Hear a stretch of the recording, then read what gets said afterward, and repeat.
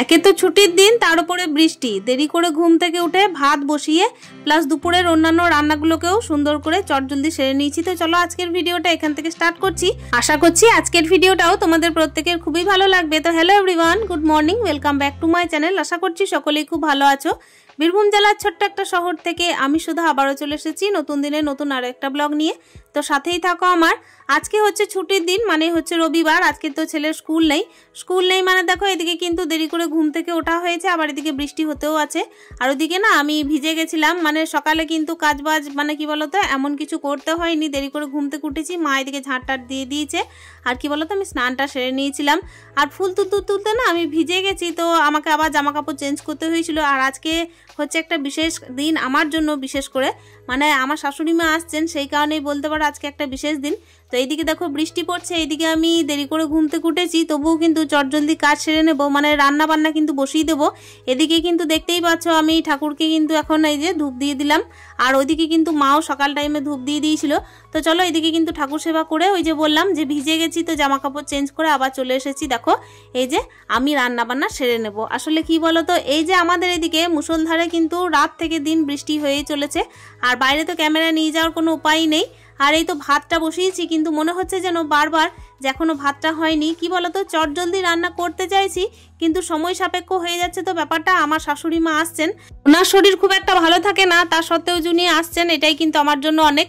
তো দেখো চটজলদি রান্না করব বলে হবেও না, আমাকে কিন্তু একটু বুদ্ধি খাটিয়েও করে নিতে হবে। কেন কি এইদিকে তো আজকে দেরি করে ঘুম থেকে উঠেছি, আবার বৃষ্টির ব্যাপার। আর হ্যাঁ বলে রেখে আমাদের তো বোরিংয়ে জলও নেই, তাই বয়ে আনতে হচ্ছে বাইরে থেকে জল। আর বুঝতেই পারছো জলটা না আমি ওই যখনই আর কি ইউজ করতে যাব তখনই কিন্তু কলের মধ্যেই হাত দিচ্ছি, আসলে অভ্যেস যা। তাই কারণে কিন্তু আমার প্রত্যেক দিনের মতো আজকে যে তাড়াহুড়ো করে কাজ করতে হচ্ছে আর তাড়াতাড়ি করে ফেলছি তাও কিন্তু নয়, জানো তো। বাইরে আমাকে গিয়ে মানে আর কি জলটাকে কাছে নিয়ে আসতে হচ্ছে, এরকম একটা সিচুয়েশন চলে এসেছে। তো চলো আমি কিন্তু রান্না বান্নাটা চটজলদি সেরে নিই। এইদিকে কিন্তু কথা বলতে বলতে আমার শাশুড়ি মা চলেও এসেছিলেন, আর এই তো দেখতেই পাচ্ছ আমি কিন্তু রান্না বান্না বসাচ্ছি। ওইদিকে কিন্তু আমি গ্যাস ওভেনটা চেঞ্জ করলাম, মানে ভাতটা কিন্তু ছোট ওভেনে দিলাম, মোটামুটি হয়ে এসেছে, কিন্তু আরও মনে হচ্ছে কয়েক ফুট দিলে ভালো হয়। আসলে চালটা কিন্তু ঘুরিয়ে শক্ত হয়ে যাচ্ছে, সেই কারণেই। আর এতটাই ব্যস্ততা লেগে গেছে, মাঝে কিন্তু একবার মুড়ি খেতে গেছিলাম। ভাতটা ডালটা বসিয়ে আমি কিন্তু আজকে বসাচ্ছি মাসকলাইয়ের ডাল। আর এদিকে দেখো মাছগুলো ধুয়ে নিয়ে চলে এসেছি, এগুলো কাতলা মাছ। আর আজকে কিন্তু টক হবে, মানে আমার শাশুড়ি মা কিন্তু টক বানান দারুণ সুন্দর, তাই উনি বললেন যে টকটা আমি বানিয়ে দেবো। ওই তো দেখতেই পাচ্ছ বাটির মধ্যে কিন্তু আলু সিদ্ধ করে রেখেছি, ওই টকে কিন্তু আলু সিদ্ধটা মিশানো হবে। আর লবণ আর হলুদটা মিশিয়ে কিন্তু মাছটা আপাতত আমিই ভেজে নিই। যখন এগুলো কমপ্লিট হয়ে যাবে তখন কিন্তু শাশুড়ি মাকে ডাকবো, উনি এখন রেস্ট করছেন। আসলে কি বলতো সবাই তো ক্যামেরার সামনে কমফোর্টেবল নয়, আর ওই কারণে কিন্তু না চাইতেও আমি লুকিয়ে বলতে পারো ভিডিও করেছি। তবে উনি কিন্তু বলছিলেন স্ট্যান্ডটা সরাও। যাই হোক কি বলতো আমি না এইটাকে ক্যাপচার করে রাখতে চাইছিলাম। তো চলো কথা বলতে বলতেই তো দেখতেই পাচ্ছ ছুটির দিনে এইদিকে তো একটা মানে লেট করেছি আমি, আর রান্না বান্নাটা একদম লেট করব না।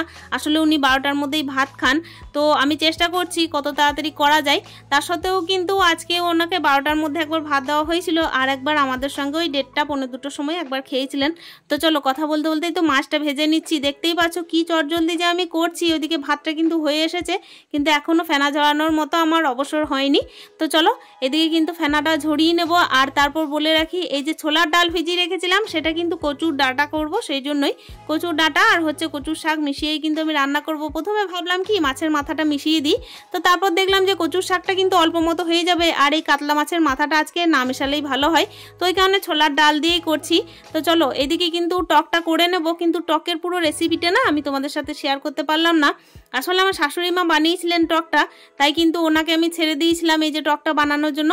আর আমি তো দেখতেই পাচ্ছ কচুর শাকটা কিন্তু এখন সিদ্ধ করতে দিচ্ছি, ছোলার ডালটাও দিয়ে দিয়েছি। এদিকে তো আলুটাও সিদ্ধ করে নিয়েছি, আর ওইদিকে মাসকলাইয়ের ডাল ছিল সেটাকে কিন্তু আমি একদম সিদ্ধ করে তারপর ফোড়নও দিয়ে দিয়েছিলাম, রসুন ঠোড়ং। তো সমস্ত কিছু কিন্তু আজকে ক্যামেরাটা অ্যাডজাস্ট করার জন্যই আর কি শ্যুট করা হলো না। তো চলো বন্ধুরা এই তো দেখতেই পাচ্ছ আমি শাশুড়ি মাকে এগিয়ে দিয়েছিলাম, পেঁয়াজ কেটে দিয়েছি, তো ওটাই আর কি তেলের মধ্যে দেওয়া হয়েছে। উনিই করছেন এখন, ওনার হাতটাই দেখতে পাচ্ছ তোমরা এই মুহূর্তে। আর এরপর উনি বললেন যে একটা টমেটো কেটে দাও বড় দেখে, তো ওই টমেটোটাই কেটে দিচ্ছি টকে দেওয়ার জন্য। আসলে উনি এত সুন্দর রান্না করেন, সত্যি বলছি রান্না খেয়ে আর কি নাম না করলেই নয়, সুনাম না করলেই নয়, এতটাই মুখে লেগে থাকে। ভালো ভালো খাবার কিন্তু উনি মানে চট করে বানিয়ে দিতে পারেন। আর সবথেকে বড় ব্যাপার হচ্ছে কি, এমন কিছু না দিলেও কিন্তু ওনার হাতে এতটাই জাদু আছে যে এমনি এমনি ছোঁয়াতেই কিন্তু রান্না সুন্দর হয়ে যায়। আমার হাজব্যান্ড কিন্তু যখনই আসেন না তখনই কিন্তু বলেন যে এটা কিন্তু আমার মায়ের মতো হয় না। মানে কি বলতো, এমনি তার বউ রান্না করছে বলে কিন্তু খেয়ে নেয়, তবে উনি কিন্তু মায়ের হাতের রান্না খেতে বেশি ভালোবাসেন। এই যে টকটা করে রাখছি না, তো এই টকটা কিন্তু আমি আপাতত ফ্রিজে রেখে দেবো, যতটাই থাকুক না কেন, মোটামুটি ওই 2-4 দিন পর এলেও কিন্তু আমার হাজব্যান্ডকে আমি গরম করে দেবো। সত্যি বলছি, উনি এই যে টকটা দিয়ে তৃপ্তি করে ভাত খাবেন না, তা কিন্তু আর অন্য টাটকা তরকারি দিয়ে খাবেন না। তো চলো, এই তো কথা বলতে বলতে এই তো দেখতেই পাচ্ছ শাশুড়ি মার মুখও তোমাদের দেখিয়ে দিলাম একবার। যতই হোক না দেখালে নয়, আসলে কি বলতো, লুকিয়ে লুকিয়ে হলেও কিন্তু ওনাকে বুঝতে দিইনি এতটা, কিন্তু আমি ক্যামেরার মধ্যে ক্যাপচার করে রেখেছি। তো চলো, ছুটির দিনের মধ্যে শাশুড়ি মাকে নিয়ে এই যে রান্না বান্না করছি না, মানে এই যে টকটা উনি বানাচ্ছেন, এটা কিন্তু মুখে লাগার মতো। তো এটা তোমাদের সাথে শেয়ার করলাম। আমরা গৃহিণীরা দেখবে এমনিতেই যখনই দেরি করে উঠি না কেন, একটুখানি ওই ছুটির দিন দেখি, সেদিন কিন্তু তাড়াহুড়োটা লেগে যায়। তবে হ্যাঁ, বাড়ির লোককে যে অটাইমে খেতে দিই সেটাও কিন্তু নয়। প্রত্যেকটা ঘরের বউরাই কিন্তু একই রকম, মানে তারা কিন্তু দেরি করে উঠলেও দেরি করে সমস্ত কাজবাজ করে না, অতি অবশ্যই কিন্তু নিজে অটাইমে খেয়েও ঘরের প্রত্যেকটা মানুষকে একদম বলতে পারো অন্নপূর্ণার মতোই কিন্তু টাইমে খাওয়ায়। আর ওই কারণেই তো মেয়েদেরকে অন্নপূর্ণা আর কি বলা হয়, তাই না? মেয়েরা কিন্তু অন্নপূর্ণার রূপ। এই তো দেখতেই পাচ্ছ, আজকে যেহেতু ছুটির দিন ছিল, চটজলদি যে উঠেছি, আর চটজলদি উঠে যে রান্নাবান্না সেরেছি তাও নয়, তবে হ্যাঁ টাইমলি কিন্তু সেরেছি। মোটামুটি ওই 10:30 পৌনে 11টার সময় ভাত বসিয়েছি, আর ওই 1টার মধ্যে সমস্ত কিছু রান্নাবান্না হয়েও গেছে। আসলে মাঝে মাঝে কি বলতো, ওই অফ করতে হচ্ছিল, কখনো সখনো হয়তো এইদিকে সেদিকে যেতে হচ্ছিল, ছেলেকেও দেখতে হচ্ছিল যেহেতু বৃষ্টি পড়ছে, তা নাহলে হয়তো আরও আগেই রান্না হয়ে যেত। আর কি বলতো, কিছু কিছু জিনিস থাকে যেরকম মাসকলাইয়ের ডাল, তারপর হচ্ছে ছোলার ডাল, এগুলো কিন্তু একটু দেরিতেই সিদ্ধ হয়। তো চলো, ওইদিকে কিন্তু শাশুড়ি মা বললেন মাছের তেল আছে, তো সেই মাছের তেলটা একটুখানি পেঁয়াজ লঙ্কা দিয়ে ভেজে খেয়ে নিও, তাহলে কিন্তু বেশ লাগবে খেতে। তো যাই হোক, আমি কিন্তু ওই জন্য পেঁয়াজটা লঙ্কাটা কেটে নিচ্ছিলাম। আর এখন কিন্তু আমার বাবা এসেছিল মাঝে, এই যে দেখতেই পেলে ছুরিটা নিল। আসলে এই ছুরিটা না একটুখানি কাজে লাগবে বস্তা কাটার জন্য, ওই জন্য নিয়ে গেলেন। আর আমি বললাম যে দাঁড়াও আমি ধুয়ে দিই তারপর দিচ্ছি। তো চলো, কথা বলতে বলতে এদিকে কিন্তু শাশুড়ি মা বললেন 12টা বেজে গেছে, তো আমি কিন্তু আমার ভাতটা নিয়ে নিই। আর ওইদিকে কিন্তু আমি শাশুড়ি মাকে টক আর হচ্ছে আলু সিদ্ধ আর ভাত এইদিকে বেড়ে দিয়ে দিয়েছিলাম। আর তারপর দেখতেই পাচ্ছ আমার কিন্তু এখনো রান্না বান্না বাকি আছে, সেটা হচ্ছে মাছের তেলটা ভাজতে হবে। আর এই তো ছোলার ডালটা আর হচ্ছে কচুর শাকটা সিদ্ধ হয়ে গেছে, সেটা কিন্তু আমি তরকারিটা করে নেব। এদিকে দুধওয়ালা কাকু সোনুদের দুধটাও কিন্তু আমাদের বাড়িতে দিয়ে গেছিল, ওরা ছিল না বলে। তো সেই কারণে কিন্তু সোনুর মাকে বললাম যে দাঁড়াও, আমাদের বাড়ি থেকে মাছের টক আর হচ্ছে এই যে কচু শাক নিয়ে যাও। তো সোনুর মায়ের দাঁড়ানোর টাইম ছিল না, যেহেতু ওদের নেমন্তন্ন ছিল। তো সোনুর দাদুর জন্য এই যে দেখতেই পাচ্ছ কচু শাক আর হচ্ছে মাছের টক আমি কিন্তু ওদের বাড়িতে দিয়ে এলাম। এরপর কিন্তু চলে এসে এই যে বিছানাটাকে একটু পরিপাটি করে নিচ্ছি। এটা কিন্তু মোটামুটি খাওয়া দাওয়া করার পরে। তো চলো, আমি কিন্তু চটজলদি বিছানাটাকে একটু সুন্দর করে গুছিয়ে নিই। আসলে বাইরে তো বৃষ্টি পড়তেই আছে, কিন্তু তারই মধ্যে কিন্তু গরমটা প্রচুর পরিমাণের আছে। আজকে খাওয়া দাওয়া কিন্তু ঠিক টাইমেই সেরে নিয়েছি। দুপুরে কিন্তু আমাদের সঙ্গে আবার শাশুড়িমা খাওয়া দাওয়া করেছিলেন, ওই মোটামুটি কি বলতো প্রায় হচ্ছে 1:30 থেকে 1:45-র মধ্যেই। ওই যে বললাম দেরি করে ঘুম থেকে উঠলেও এই যে ছুটির দিন আবার এদিকে বৃষ্টি পড়ছে, তার সত্ত্বেও যে অলসতা করেছি তা নয়। আসলে টাইমলি কিন্তু আমি ভাত টাত বসিয়ে রান্না বান্না সব কিছুই ঠিকঠাক টাইমে সেরে নিয়েছি। আর সবাইকে টাইমলি খেতেও দিয়ে দিয়েছি। আমার মাও এসেছিলেন আর হচ্ছে আমার ভাইয়ের ছেলেও এসেছিল। আসলে বৃষ্টির কারণে এতটা বৃষ্টি পড়ছিল যে ক্যামেরাটা যে এদিক ওইদিক করবো কিংবা বাইরে নিয়ে যাব এরকম কিছু একটা পরিস্থিতি হয়ে উঠছিল না। তো যাই হোক না কেন, বারবার কারেন্টেরও একটা ডিস্টার্ব, তো এই কারণে কিন্তু দেখতেই পাচ্ছ চটজলদি খাওয়া দাওয়া সেরে তারপরে এই যে বিছানাটা রেডি করছি। এই মুহূর্তে বৃষ্টিটা একটু কমেছে, ওই জন্যই জানলা খুলে রাখছি। আসলে ওই যে বললাম গরমটাও কিন্তু বেশ পড়েছে।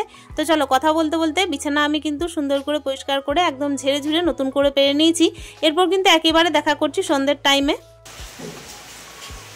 আর এই যে সন্ধে টন্ধে দিয়ে এবার একটু চা খেলাম, ছেলেকেও দুধ কমপ্লেন দিয়ে দিয়েছি। আর ছেলে এখন বসে বসে দুধ কমপ্লেনও খাবে আর তার সঙ্গে বুড়ো মানুষের মতো চাও খাবে। কি করব, কিছু মানে উপায় নেই, ওর চা ছাড়ানো যাচ্ছে না, মানে দুধ খেলেও চা খাবে। যাই হোক, একদিকে টিভি দেখছে, একদিকে চা এনজয় করছে বয়স্ক মানুষের মতো।